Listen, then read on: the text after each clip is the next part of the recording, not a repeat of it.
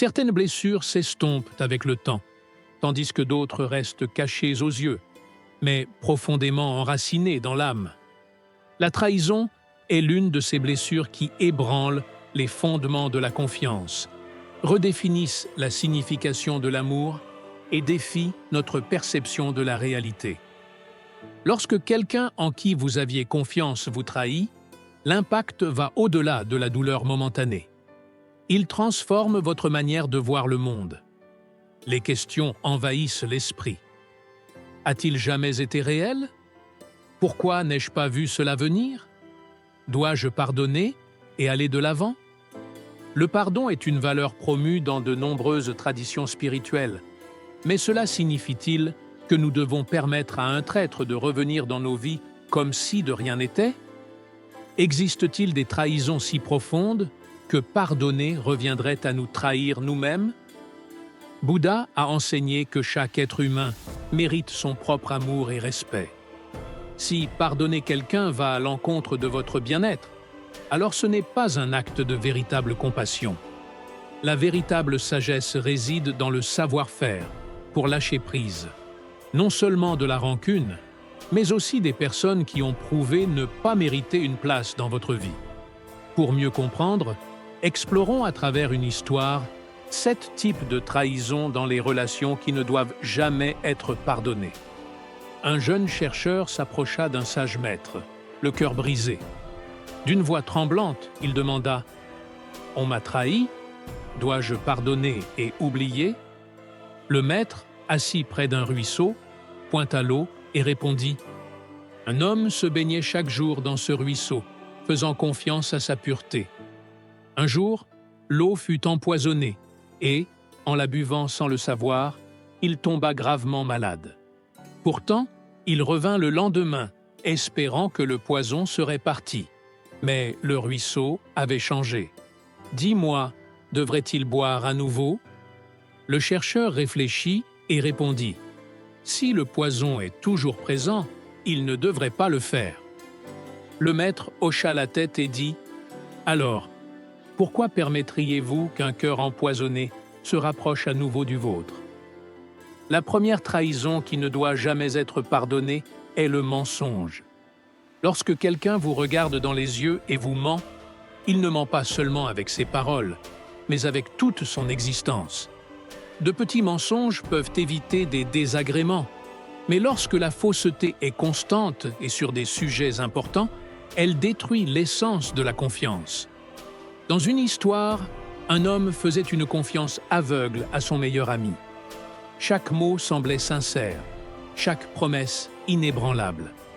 Pourtant, en secret, cet ami construisait une réalité complètement différente. Lorsque la vérité éclata au grand jour, la trahison ne résidait pas seulement dans les mensonges, mais dans le fait que chaque instant de confiance avait été une illusion. La philosophie zen nous enseigne qu'une tasse fissurée ne peut contenir de l'eau. Lorsque le mensonge s'infiltre dans une relation, le fondement se fissure. Peu importe combien vous tentez de réparer les dégâts, les fissures resteront et la confiance se perdra lentement. Pardonner un mensonge récurrent, c'est comme boire dans une tasse contaminée, en espérant que l'eau ne vous fasse pas de mal. Deuxième trahison. La deuxième trahison est la déloyauté, qui se révèle lorsque quelqu'un s'éloigne dans les moments où il est le plus nécessaire. La véritable loyauté ne consiste pas seulement à accompagner dans les moments de joie, mais à rester présent lorsque les difficultés surgissent. Il y a l'histoire d'un voyageur qui sauva un homme qui se noyait dans une rivière. Reconnaissant, l'homme lui promit de toujours être à ses côtés. Cependant, lorsque les deux furent attaqués par des voleurs sur un chemin solitaire, celui qui l'avait sauvé s'enfuit, laissant le voyageur à son sort. Bouddha enseigna qu'un véritable ami est comme une ombre dans la lumière et un abri dans l'obscurité. Si quelqu'un disparaît dans les moments de crise, sa présence dans ta vie n'a jamais été véritable. Une relation fondée sur la convenance, où la loyauté n'existe que lorsque cela est bénéfique, n'est pas une relation réelle. Ne pardonne jamais à ceux qui t'abandonnent lorsque tu as le plus besoin d'eux.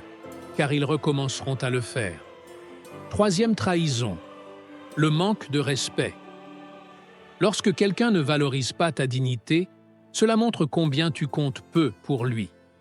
Un disciple demanda un jour à son maître pourquoi les gens traitaient mal ceux qui sont bienveillants. Le maître répondit « Parce que la pluie imprègne la terre molle, mais ne touche pas la pierre dure.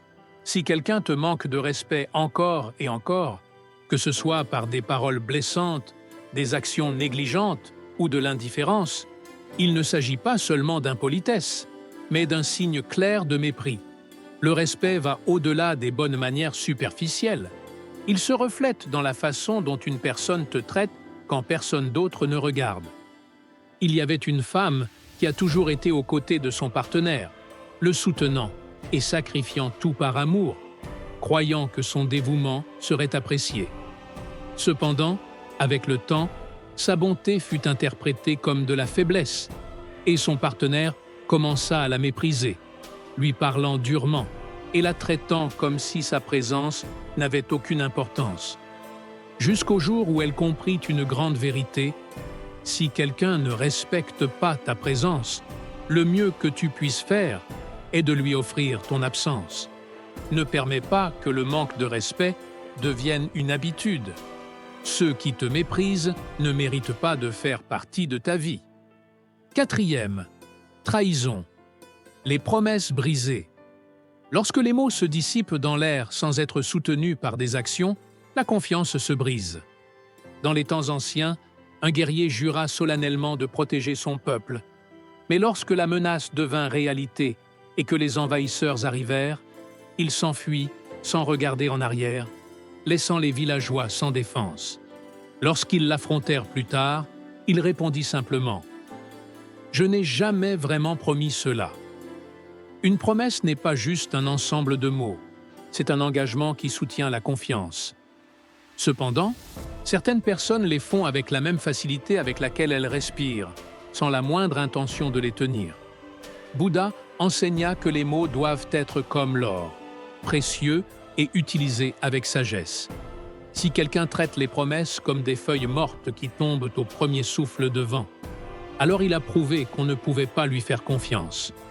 Ne pardonne jamais à ceux qui font des promesses vaines, car tôt ou tard, ils les briseront à nouveau. Cinquième trahison, l'infidélité. Peu de choses blessent autant que la trahison de l'infidélité. Et ce n'est pas seulement une question physique, mais aussi émotionnelle. Lorsque la personne en qui tu as confiance choisit quelqu'un d'autre, elle t'envoie un message silencieux. À ses yeux, tu n'étais pas suffisant. Une ancienne histoire zen parle d'un homme qui cultivait un jardin avec dévouement et soin, prenant soin de chaque fleur avec amour. Cependant, son partenaire, en secret, semait et arrosait un autre jardin dans l'obscurité. Avec le temps, ses graines ont poussé, et la vérité est sortie au grand jour. Ses efforts avaient été vains, car son propre jardin avait déjà été abandonné. Pardonner une infidélité, c'est s'accrocher à un terrain où les fleurs ne fleuriront plus jamais.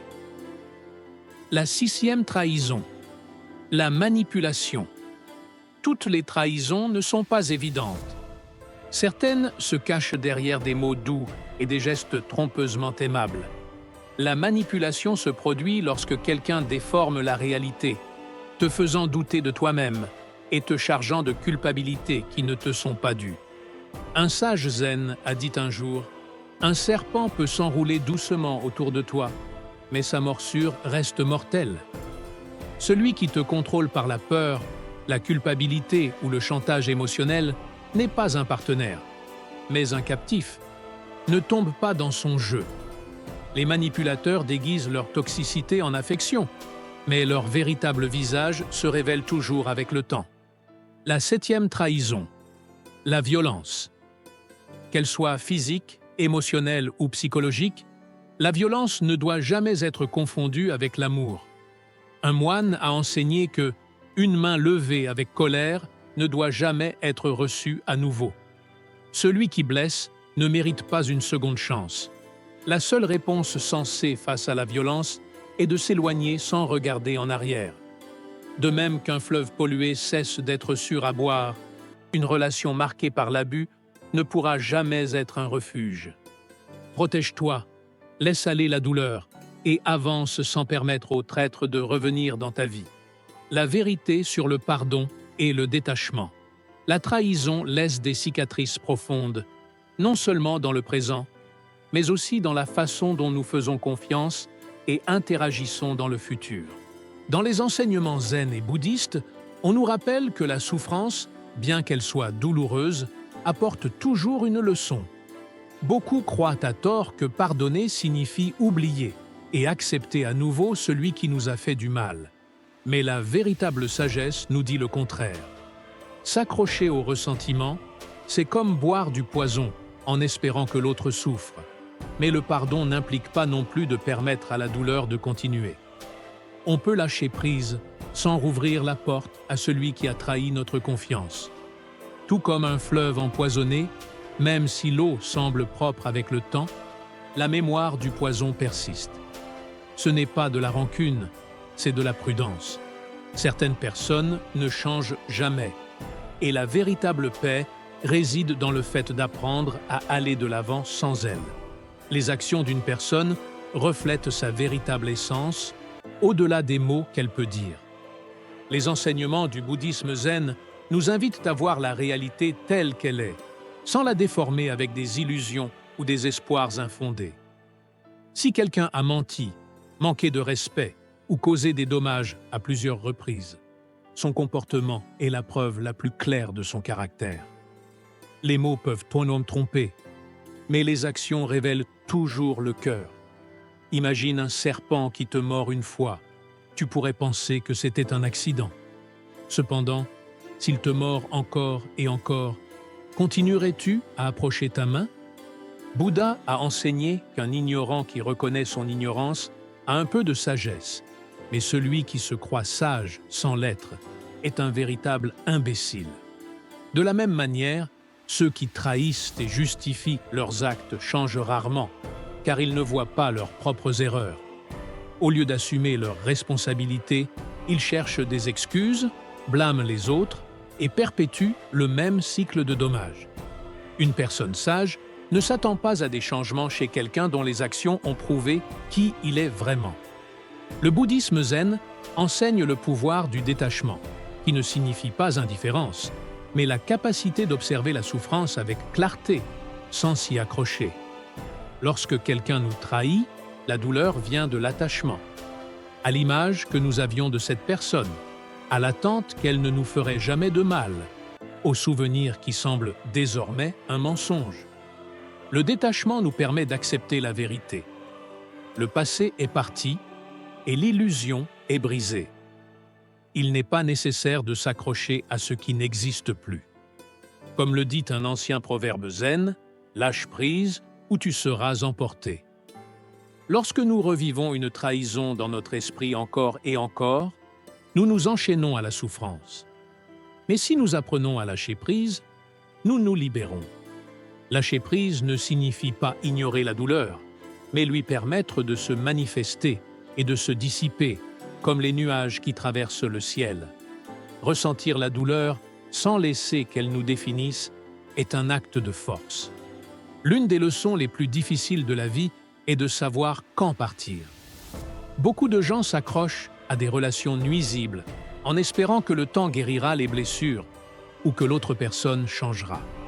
Cependant, la véritable croissance vient lorsque nous apprenons à lâcher ce qui nous fait du mal et à aller de l'avant. Savoir quand partir est l'une des décisions les plus difficiles, mais beaucoup de gens restent piégés dans des relations toxiques en espérant que le temps guérira les blessures ou que l'autre personne changera. Cependant, rester dans une relation où la trahison s'est répétée n'est pas un signe d'amour, mais une façon de se négliger soi-même. Comme l'a dit un maître zen, « Si une porte ne s'ouvre pas, ne continue pas à la frapper avec ta tête. Éloigne-toi et tu trouveras un autre chemin. » Il y a de la sagesse à laisser derrière soi ceux qui ne te valorisent pas. L'amour véritable, la véritable amitié et le respect authentique n'ont pas besoin d'être mendiés. Lorsque vous décidez de vous éloigner de quelqu'un qui a trahi votre confiance, vous ne perdez rien. Vous vous récupérez vous-même. La douleur a un but. Elle nous réveille. Elle nous oblige à voir la réalité avec clarté. Chaque trahison est une occasion de réfléchir non seulement sur les actions des autres, mais aussi sur nous-mêmes. Demandez-vous, ai-je ignoré les signes d'avertissement? Souvent, au fond, nous savons que quelque chose ne va pas, mais nous choisissons de détourner le regard, parce que nous voulons croire en la bonté des autres. Ai-je donné trop sans recevoir le respect que je mérite? La trahison survient souvent lorsque nous donnons sans mesure à quelqu'un qui ne nous apprécie pas. Ai-je permis que la peur de la solitude me garde dans une relation nuisible? Beaucoup de gens pardonnent, non pas parce qu'ils croient réellement au changement, mais parce qu'ils ont peur d'être seuls. L'autoréflexion n'est pas un exercice de culpabilité, mais une opportunité d'apprentissage et de croissance. Lorsque vous comprenez les dynamiques qui ont permis la trahison, vous pouvez prendre de meilleures décisions à l'avenir. Bouddha a enseigné que chaque expérience, aussi douloureuse soit-elle, apporte une leçon.